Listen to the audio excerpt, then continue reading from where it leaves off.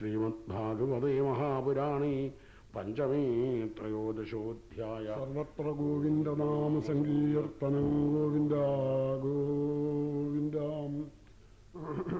രഘൂഗണ മഹാരാജാവ് ഭരതയോഗിയെ കൊണ്ട് പല്ലക്കെടുപ്പിച്ചു. അദ്ദേഹം പല്ലക്കെടുക്കുന്നത് വേണ്ടതുപോലെ ആവാറേ കണ്ട് വന്നപ്പോൾ ആ രാജാവ് താൻ രാജാവാണ്, ബാക്കിയുള്ളവരെ ശാസിച്ചു നിർത്തുന്ന ആളാണ് എന്നുള്ള അഹങ്കാരത്തോടു കൂടിയിട്ട് ഭരതയോഗിയോട് സംസാരിച്ചപ്പോഴാണ് ഭരതയോഗി അതിന് മറുപടിയായിട്ട്, ഞാൻ അങ്ങയുടെ പല്ലക്കെടുക്കണില്ല, ഞാൻ വന്നിട്ടില്ല, ഞാൻ പോണില്ല, ഞാൻ നടക്കണമില്ല, എനിക്ക് വിശപ്പില്ല, ദാഹമില്ല, ഇതൊക്കെ ശരീരത്തിനുള്ളതാണ്. ശരീരവും ഞാനും ഞങ്ങൾ തമ്മിൽ ഭാഗം കഴിഞ്ഞിരിക്കണു എന്നാണ്. കുടുംബത്തിൽ നിന്ന് ഭാഗിച്ചു പോരുക, അങ്ങനെ പതിവുണ്ടല്ലോ. ഇതുപോലെ ദേഹം ഒന്ന് വേറെ, അയാളുടെ പാട് അയാൾ നോക്കണു, എൻ്റെ ജോലി ഞാൻ നോക്കണു. ഈ ശരീരധർമ്മങ്ങളോ ആത്മാവിന് ബാധകമല്ല. ഇതാണ് ഇപ്പോൾ ഭരതയോഗി പറഞ്ഞതിൻ്റെ ചുരുക്കം. അത് ശാസ്ത്രത്തിൽ പറയണതുമാണ്. വേദാന്തത്തിൻ്റെ രഹസ്യം അതാണ്. പക്ഷേ ഈ രഘുഗണൻ കുറച്ചധികം തർക്കശാസ്ത്രത്തിൽ പാണ്ഡിത്യം സിദ്ധിച്ചവനാണ് എന്ന് തോന്നും പറയുന്നു കേൾക്കുമ്പോൾ. അപ്പം ഈ തർക്കത്തിൻ്റെ ശക്തി കൊണ്ട് വേദാന്തം അദ്ദേഹത്തിന് അനുഭവപ്പെടുന്നില്ല. ഇതാണ് കുഴപ്പം. ഇതിനു വേണ്ടിയിട്ട് അപ്പം ഈ വേദാന്തം അനുഭവപ്പെടാൻ ഒന്നേ നിവൃത്തിയുള്ളൂ: പുണ്യം, മനഃശുദ്ധി. ബാക്കിയുള്ളതൊക്കെ പഠിച്ചുണ്ടാക്കാം. വേദാന്തം അനുഭവപ്പെടണമെങ്കിൽ, ശരിയെന്ന് തോന്നണമെങ്കിൽ അതിന് മനഃശുദ്ധി തന്നെ വേണം. അതേ നിവൃത്തിയുള്ളൂ. കാര്യം മനസ്സിലാക്കാം. ഒരു ഗുരുവിൻ്റെ അടുത്തുനിന്ന് 2 ശിഷ്യന്മാർ പഠിച്ചു. ഏകദേശം ഒരു ഉദാഹരണം പറയാണ്. ഗുരു തത്വമസി, സർവം ഖൽവിദം ബ്രഹ്മ, തത്വമസി, ഈ വാക്യങ്ങളൊക്കെ ഉപദേശിച്ചു. ശിഷ്യന്മാർക്ക് അത്രല്ലേ വേണ്ടു, ഉപദേശം മേടിക്കല്ലേ വേണ്ടു. ശിഷ്യന്മാർ 2 ആളും പോന്നു. ഒരാൾ ആലോചിച്ചു, അതിലൊരാൾ കുറച്ച് മനഃശുദ്ധിയുള്ള ആളാണ്. അയാൾ ആലോചിച്ചു, തത്വം, ആ തത്ശബ്ദം കൊണ്ട് കാണിക്കുന്ന ബ്രഹ്മം ഞാൻ തന്നെയാണ്. അപ്പം ബ്രഹ്മം ഞാനാണ്. ഞാൻ എങ്ങനെയാണ് ബ്രഹ്മാവുക? ബ്രഹ്മത്തിന് ഉണ്ടാവലില്ല, പിന്നെ ആദിയില്ല, അവസാനമില്ല, അങ്ങനെയൊക്കെയാണ് ബ്രഹ്മം. ഞാൻ അങ്ങനെയല്ല. ഞാൻ ജനിച്ചിരിക്കുന്നു, ഇനി കുറെ കഴിഞ്ഞാൽ ഞാൻ ചാവും, വലുതാവുന്നുണ്ട്, ഈ വക ധർമ്മങ്ങളൊക്കെ എനിക്കുണ്ട്. അപ്പം ഞാനെങ്ങനെയാ ബ്രഹ്മാവുക? ആദ്യം ഗുരുവിൻ്റെ അടുത്ത് ചെന്നു. ഇവിടുന്ന് പറഞ്ഞത് മനസ്സിലായില്ല. തത്വമസി, മനനം ചെയ്യൂ. ശ്രവണം ചെയ്താൽ മനനം ചെയ്യണം, ആലോചിക്കൂ. മറ്റേ ശിഷ്യണ്ടല്ലോ, അയാൾക്ക് ഒരു അംശം ഉണ്ടായില്ല. ഞാൻ തന്നെയാ ബ്രഹ്മം, ഇനിയിപ്പോൾ ഒന്നും വേറെ ഒന്നും മനസ്സിലാക്കാനില്ലല്ലോ, ഈ കാണുന്നതൊക്കെ ബ്രഹ്മാണ്, ഞാനും ബ്രഹ്മാണ്. ഒരു സംശയം വേണ്ട അയാൾക്ക് ഉണ്ടായില്ല.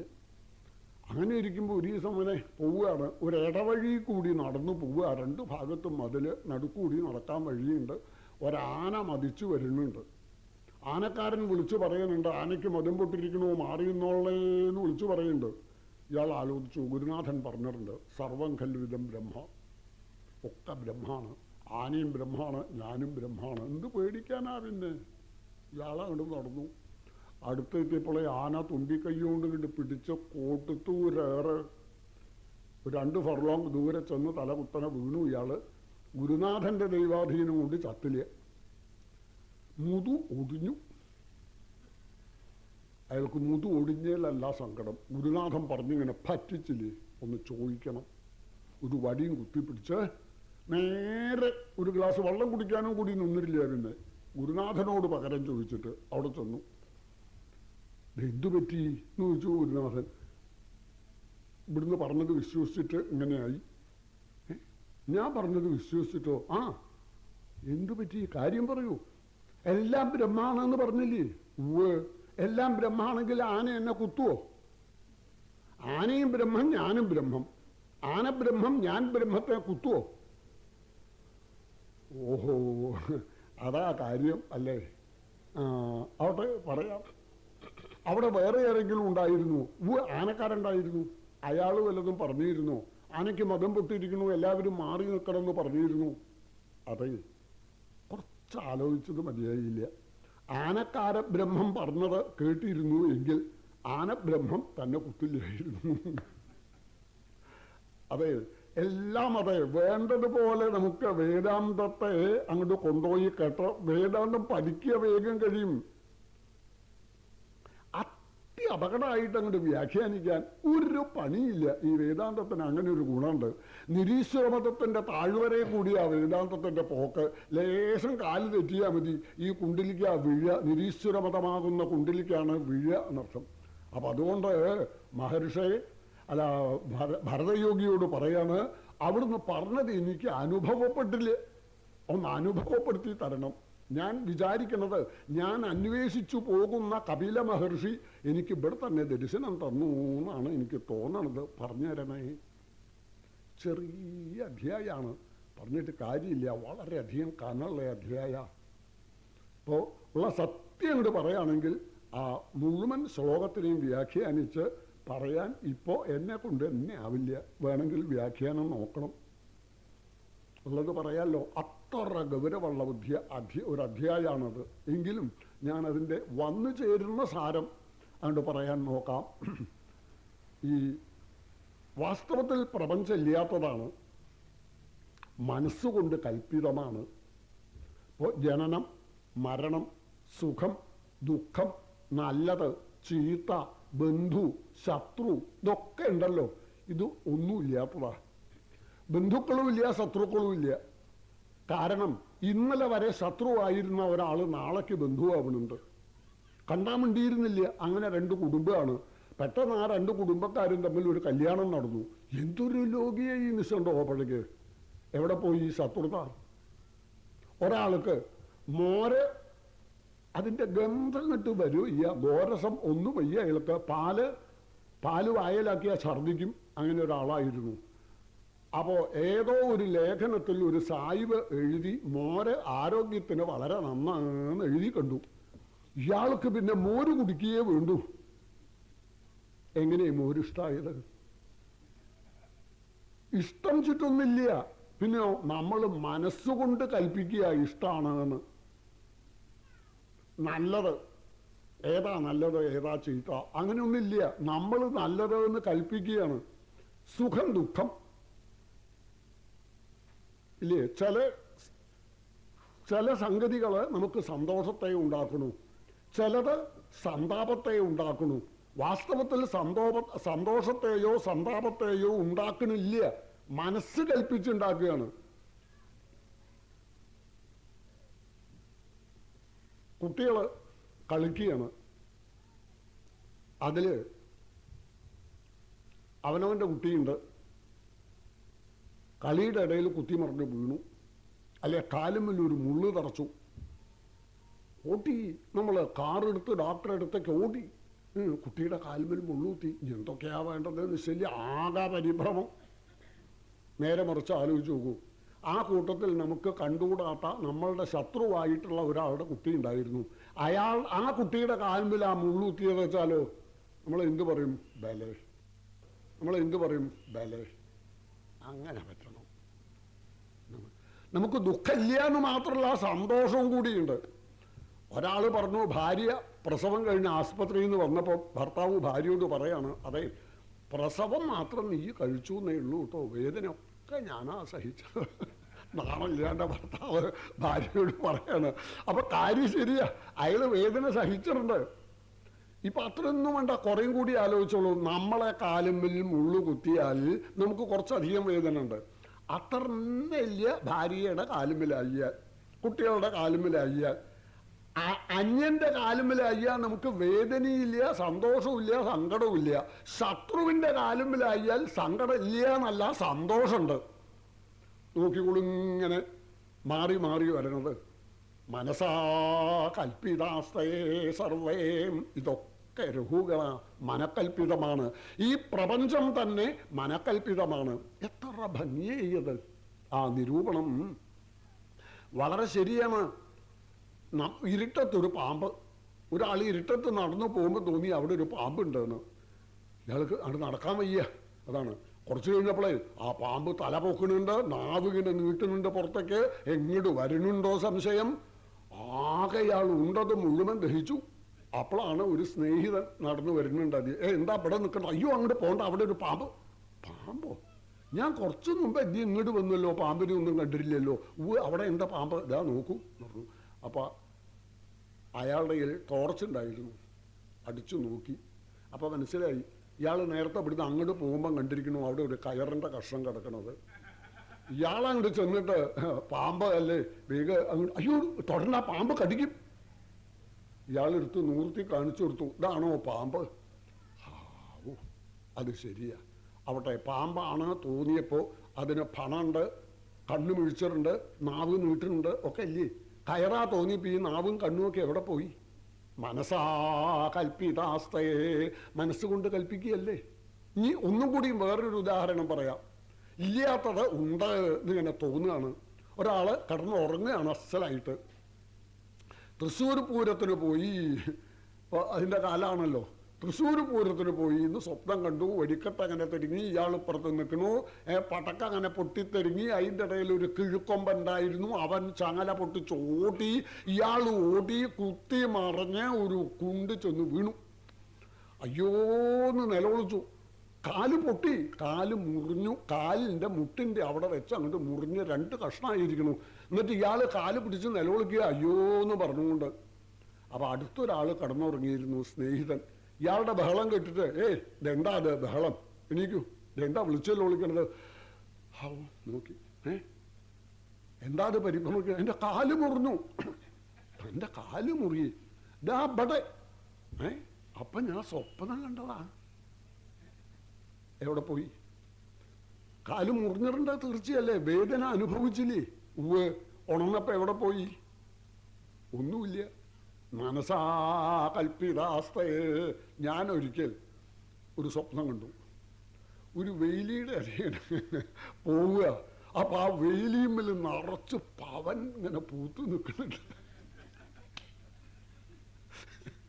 എൻ്റെ ദൂര 1-ാം തരം പവൻ. ഞാനൊക്കെ പൊട്ടിച്ചു മടിയിൽ വെച്ചിങ്ങനെ കുത്തി തിരികെ വെച്ചു. കുറച്ച് കഴിഞ്ഞ് ഉണർന്നപ്പോൾ എനിക്ക് ഓർമ്മ ഉണ്ട്, പവൻ ഇവിടെ തിരികിയത്. നോക്കിയപ്പോൾ ഈ മുണ്ട് ഇങ്ങനെ തിരികിയിട്ടുണ്ടെന്ന്. ഒരൊറ്റ പവൻ അതിൻ്റെ ഉള്ളില്ല. സ്വപ്നത്തിൽ തീർച്ചയല്ലേ പവൻ കിട്ടിയില്ലേ? ഉണർന്നു. എല്ലാം തന്നെ മനക്കൽപ്പിതമാണ്. മനക്കൽപ്പിതമാണ് എന്ന് പറഞ്ഞു വെറുതെ ഇരുന്നിട്ട് കാര്യമില്ല. നല്ലോണം ഈശ്വര ഭജനം ചെയ്ത് അത് അനുഭവപ്പെടണം. രഹൂഗണ ഇത് അനുഭവപ്പെടാൻ രഹൂഗണൈതപസാനയാതി നേജ്യയാ നിർവപണാൽ ഗൃഹാദ്വാ നച്ഛന്ദസാ നൈവ ജലാഗ്നിസൂര്യൈ വിനാ മഹൽപാദരജോഭിഷേകാൽ. അതിനൊന്നേ നിവൃത്തിയുള്ളൂ. ഈ വേദാന്തം അങ്ങോട്ട് അനുഭവപ്പെടണമെങ്കിൽ, ഈശ്വരനെ കുറിച്ച് പറയണത് നമുക്ക് അനുഭവപ്പെടണമെങ്കിൽ ഒരു സജ്ജന സംസർഗം. ഞാൻ നേരത്തെ പറഞ്ഞില്ലേ ഉദാഹരണം, അടുത്ത് കിടക്കണ ഒരാൾ വിളിച്ചുണർത്തിയാൽ ആ ഉണരുമ്പോഴേ അയാൾക്ക് മനസ്സിലാവുള്ളൂ എന്ത്, ഞാൻ ദുസ്വപ്നം കാണുകയാണ്, എൻ്റെ കാല് മുറിഞ്ഞിരില്ല എന്ന്. ഇതുപോലെ ഒരു സജ്ജനം, അനുഭവസിദ്ധനായിട്ടുള്ള ഒരു സജ്ജനം നമ്മളോട് പറയണം. ആരെങ്കിലും പറഞ്ഞിട്ടും കാര്യമില്ല, ആരോടെങ്കിലും പറഞ്ഞിട്ടും കാര്യമില്ല. പറയണ ആൾക്ക് അതിൻ്റെ ഒരു സിദ്ധി ഉണ്ടാവണം. കേൾക്കുന്ന ആൾക്ക് അയാൾക്കും വേണം അതിൻ്റെ ഒരു സിദ്ധി. നമ്മൾ കേട്ടിട്ട് കാര്യമില്ല. ഇവിടെ എൻ്റെ ഗുരുനാഥൻ ഒന്ന് പറഞ്ഞു കേട്ടിട്ടുണ്ട്. ഇപ്പൊ സജ്ജന സംസർഗത്തെ വളരെയധികം ബഹുമാനിച്ച് പറയുന്ന ഒരു സന്ദർഭമാണ്. സജ്ജന സംസർഗം കൊണ്ടേ ഇത് അനുഭവപ്പെടൂ. രഘുഗണ മഹാരാജാവിന് ഭരതയോഗിയുടെ 1.5 മണിക്കൂറുള്ള സാന്നിധ്യം, അതാണ് അദ്ദേഹത്തിന് അനുഭവപ്പെട്ടത്. ഇതുപോലെ വേറൊരു കഥ പറയാം. വേറെ ഒരാള് ഇവിടെ ഒരു ഭരതനെ കൊണ്ടല്ലേ പല്ലക്കെടുപ്പിച്ചത്. 7 ഭരതന്മാരെ കൊണ്ട് പല്ലക്കെടുപ്പിച്ചു നോക്കി ഒരാള്, തനിക്ക് നേരെ ആവണം വെച്ചിട്ട്. രഘുഗണൻ ഒരു ഭരതനെ കൊണ്ട് പല്ലക്കെടുപ്പിച്ചു. 1/2 മണിക്കൂർ കഴിഞ്ഞപ്പോൾ അദ്ദേഹത്തിന് മോക്ഷം കിട്ടി. നഹുസൻ എന്ന് പേരായിട്ടുള്ള ഒരു രാജാവ് 7 ഭരതന്മാരെ കൊണ്ട്, സപ്തഋഷികളെ കൊണ്ട് പല്ലക്കെടുപ്പിച്ചു. എന്നിട്ട് എന്താണ്ടായത്? ചത്ത് പെരുമ്പാമ്പായിട്ട് ഭൂമിയിൽ ജനിക്കേണ്ടി വന്നു. അപ്പൊ സജ്ജനത്തിനെ കണ്ടിട്ട് കാര്യമില്ല, സജ്ജനത്തിന്റെ അടുത്തെത്തിയിട്ട് കാര്യമില്ല, സജ്ജനത്തിന്റെ ഉപദേശം കേട്ടിട്ട് കാര്യമില്ല. അവനവൻ അത് സ്വീകരിക്കാറാവാൻ ഒരു പാത്രമായി തീരണം. നമുക്ക് മനഃശുദ്ധി വേണം. ഇതൊക്കെയാണ് ഇവിടെ കാണിക്കുന്നത്. ഏതായാലും ഒരു കാര്യം തുറന്നു പറയാം. ചൊല്ലാളും സജ്ജനത്തിൻ പദപരിചരണം മായമെന്നേ നടത്തും മർത്യനല്ലാതെ കിട്ടാ പശുപശിശുവിനെ തീർച്ചയാമെന്നുണർത്തി. രഘുകള സത്സംഗം കൊണ്ടല്ലാതെ കണ്ട് ഒരു ജീവന് മോക്ഷം കിട്ടാൻ പോണില്ല, വേദാന്തം അനുഭവപ്പെടാൻ പോണില്ല. ഇതിൻ്റെ ഇടയിൽ ഒരു ചോദ്യം ചോദിച്ചിട്ടുണ്ട്. ഇവിടുന്ന് ആരാ? കപില മഹർഷിയാണോ അതോ വേറെ ആരെങ്കിലും ആണോ എന്നൊരു ചോദ്യം ചോദിച്ചിട്ടുണ്ട്. രഘുഗണ, ഞാൻ ആരാന്ന് മനസ്സിലായില്ല. ഓ പറയാം. അഹം പുരാ ഭരതോ നാമരാജ്യാം. ഭരത ചക്രവർത്തി ഒരാളെ കേട്ടിട്ടുണ്ടോ? അയ്യോ, ഭരത ചക്രവർത്തിക്ക് കപ്പം കൊടുക്കുന്ന ആളാണല്ലോ ഞാൻ. ഈ ജന്മത്തിലെ കഥയല്ല. അപ്പൊ ഞാൻ ഭരത ചക്രവർത്തി ഒന്നുമല്ല. കഴിഞ്ഞ എൻ്റെ മുമ്പിലത്തെ ജന്മത്തില് ഞാൻ ഭരത ചക്രവർത്തിയായിരുന്നു. പിന്നെ ഞാനൊന്ന് മാറി ഒരു മാനായിട്ട് ജനിച്ചു. പിന്നെ അതും ഉപേക്ഷിച്ച് ഇപ്പൊ ഇങ്ങനെ ഒരു ദേഹം കിട്ടിയിരിക്കുക. ആരോടും ഒന്നും പറയാറില്ല. രഘുഗുണൻ പറയാണ്, ജനസംഖ്യയിൽ ആരെങ്കിലും ആയിട്ട് ബന്ധം വരുമെന്ന് പേടിച്ച് ഞാൻ മിണ്ടാണ്ട് എൻ്റെ പാട്ടിൽ നടക്കുക പതിവ്. എന്താ വെച്ചാൽ ഈ ബന്ധമാണ് എനിക്ക് 3 ജന്മം എടുക്കേണ്ടി വന്നത്. ഇനി അതിന് പറ്റില്ല. ഇനി ജന്മം എടുക്കുക വയ്യാച്ചിട്ട് ഞാൻ ആരോടും ഒന്നും പറയാറില്ല. എന്നാ അങ്ങയോട് പറയാൻ എന്താ കാരണം? അതവിടെ സൂചിപ്പിച്ചിട്ടേ ഉള്ളൂ, മിണ്ടിയിരില്ല. അത് വ്യാഖ്യാതാക്കന്മാരാ പറയണത്. എൻ്റെ ഗുരുനാഥൻ പറഞ്ഞു കേട്ടിട്ടുണ്ട്. ഈ ഭരതയോഗിക്ക് രഘുഗണനെ കണ്ടപ്പോൾ എന്താ കുറച്ച് വേദാന്തം പറയണമെന്ന് തോന്നിയത്? അതോ ഈ രഘുഗണൻ ആരാന്നോ? ഭരതയോഗി ഒരു മാൻകുട്ടിയെ വളർത്തിയില്ലേ? ആ മാൻകുട്ടി സജ്ജന സംസർഗം കൊണ്ടുള്ള പുണ്യം കൊണ്ട് പിന്നത്തെ ജന്മത്തെങ്കിൽ ആ മാന് ഇവിടെ രാജാവായിട്ട് ജനിച്ചിരിക്കുകയാണ്. ആ പൂർവ്വജന്മത്തിലെ ബന്ധം പോയില്ല. ഈ ജന്മത്തിൽ അത് വന്നു. ഈ ജന്മത്തോടുകൂടി അദ്ദേഹം ജീവൻ മുക്തനായി. അപ്പോ നമ്മൾ അറിയാതെ കണ്ടെങ്കിലും ഒരു സജ്ജനത്തിനോട് ബന്ധം വന്നു പോയാൽ മോക്ഷം കിട്ടിയതിന് ശേഷമേ നമ്മളത് വേറിട്ട് പോവും. ഭഗവാന്റെ അടുത്ത് എത്തിക്കും നമ്മളെ ആ ബന്ധം. ഇത് പറഞ്ഞപ്പോഴേ അല്ല, ഇത് മുഴുവൻ പറയാനുള്ള അരങ്ങാണോ എനിക്ക് നിശ്ചയില്ല. എന്നാലും ഓർമ്മ വന്നത് പറയണല്ലോ. ഗുരുവായൂർ കൂട്ടമ്പലത്തിൽ വെച്ചിട്ട് ആ സജ്ജന സംസർഗത്തിൻ്റെ സജ്ജനങ്ങളുടെ മനസ്ഥിതിയെക്കുറിച്ച് ഓർമ്മ വന്നപ്പോഴാണ് എനിക്ക് ഈ രംഗം ഓർമ്മ വന്നത്. സാക്ഷാൽ ഭക്തശിരോമണി വാഴകുന്നം ഗുരുവായൂരപ്പനെ ഉറക്കെ അങ്ങനെ വിളിച്ചിട്ട് ഏൽപ്പിച്ചിട്ടുണ്ട്. എന്ത്? ഗുരുവായൂരപ്പ, എൻ്റെ വഞ്ചിയിൽ കയറിയ ആളുകൾ അവിടെ എത്തുന്ന സമയത്ത് എനിക്ക് എണ്ണം തരണം, ഇല്ലെങ്കിൽ ഞാൻ വഞ്ചി മടക്കും. അത്യാവേശമായിട്ട്. എന്താ അതിൻ്റെ അർത്ഥം? നമ്മൾ അറിയാതെ എന്തെങ്കിലും സത്സംഗം ഉണ്ടായാൽ 1 or 2 ജന്മം വേണ്ടി വന്നാലും നമ്മളെ വൈകുണ്ഠത്തിൽ എത്തിക്കാതെ കണ്ട് ഇരിക്കില്ല. അത്ര ശക്തിയുണ്ട് സത്സംഗത്തിന് എന്നൊക്കെ അവിടെ പറഞ്ഞപ്പോ രഘുഗണ മഹാരാജാവിൻ്റെ മനസ്ഥിതി എവിടെ എത്തിയെന്ന് ഭരതൻ അറിയാം. അദ്ദേഹത്തിന് പറഞ്ഞു കൊടുക്കൊന്നും വേണ്ട. വൈരാഗ്യം പോരാ രഘുഗണന്. രാജാവായിട്ട് രാജഭോഗങ്ങളൊക്കെ അനുഭവിച്ചുകൊണ്ടാണ് ഇന്നലെ വരെ ജീവിച്ചത്. അപ്പൊ അദ്ദേഹത്തിന് വൈരാഗ്യം പോരാ. ഭരതയോഗി പറയാണ്, രഘുഗണ, അങ്ങിപ്പോ ഐശ്വര്യങ്ങളൊക്കെ അനുഭവിച്ച് കൊട്ടാരത്തിന്റെ മുകളല്ല ഇരിക്കണത്, അത് മനസ്സിലായോ? അങ്ങൊരു കാട്ടിലാണ് ഇരിക്കണത്. സംസാരക്കാട് എന്നാണ് ഇതിന്റെ പേര്. ഈ കാട്ടില് അനവധി കള്ളന്മാരുണ്ട്. ദുഷ്ടജന്തുക്കൾ എത്രയാണെന്ന് കണക്കില്ല. ചില വിഷവൃക്ഷങ്ങളുണ്ട്, കൊടുങ്കാറ്റുണ്ട്, മഴ ഉണ്ട്. ചില പർവ്വതങ്ങളിൽ നിന്ന് കുത്തിമറിഞ്ഞ് വീഴും. ചിലപ്പോൾ ചില പൊട്ടക്കിണറ്റിൽ ചെന്ന് വീഴും. ആനകള് കുത്തിക്കൊല്ലും. സിംഹങ്ങള് ഇതിൻ്റെ ഇടയിൽ കൂടി അങ്ങനെ നടക്കുന്നുണ്ട്. കൊതു, മണ്ണട്ട, ഇങ്ങനെ തുടങ്ങിയിട്ടുള്ള ജന്തുക്കളുടെ ഉപദ്രവം ഇതിനൊക്കെ പുറമേ. അതുകൊണ്ട് ഹേ രഘുഗണ, ജ്ഞാനമാകുന്ന വാള് ഇതാ ഞാൻ അങ്ങയുടെ കയ്യിൽ തരുന്നു. ഉപാസന കൊണ്ട് ഈ വാളിന് മൂർച്ച കൂട്ടിയിട്ട് ഈ കാട്ടിൻ്റെ ഉള്ളിൽ നിന്ന് അങ്ങെങ്കിലും പുറത്തേക്ക് പോകൂ. വൈരാഗ്യത്തിന് വേണ്ടിയിട്ടാണ്. ഇതങ്ങനെ കേട്ട സമയത്തെ രഘുഗണന് പരിപൂർണമായ നമുക്ക് അർത്ഥായില്ല. അതിൻ്റെ രഘുഗണൻ അർത്ഥായി. അദ്ദേഹം കാക്കൽ വീണാട് നമസ്കരിച്ചു. അഹോ അത്ഭുതം! അനവധി ജന്മങ്ങൾ അഭ്യസിച്ചാലും അനുഭവപ്പെടാതെ ഉള്ള വേദാന്ത തത്വം അവിടുത്തെ ക്ഷണസംഗമം കൊണ്ട് എനിക്ക് അനുഭവപ്പെട്ടു. ഞാൻ കൃതാർത്ഥനായി, സിദ്ധനായി എന്നാണ് പറഞ്ഞപ്പോഴേ ഭാരതയോഗി നടന്നുകൊണ്ട് പോവുകയും ചെയ്തു. അദ്ദേഹത്തിന് ഒന്നിനോടും ഇനി അത് കഴിഞ്ഞ് രഘുഗണനോടൊരു ബന്ധം അതുമില്ല അദ്ദേഹത്തിന്. അദ്ദേഹത്തിന്റെ പാട്ടിൽ പോയി രഘുഗണൻ ജീവൻ മുക്തനായി